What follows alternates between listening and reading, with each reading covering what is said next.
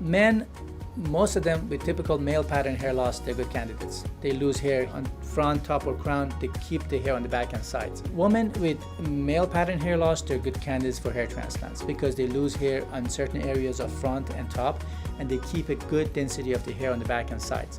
If you're not sure if you're a good candidate for hair transplant or not, just put your fingers through your fingers between your hair and see how thick it is on the back and compared with front. If there's a significant difference, it means that you probably are a good candidate for hair transplant. Women with female pattern hair loss are the ones that are losing hair everywhere. So even hair on the donor area are not as good and solid. The other candidates for hair transplant are people who have scars.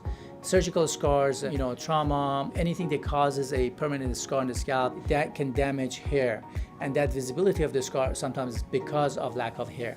By putting hair into the scar, we can get rid of the visibility of the scar. Other candidates are people who are lacking facial hair, that we can remove hair from other areas and put them on the beard area and recreate their facial hair for them.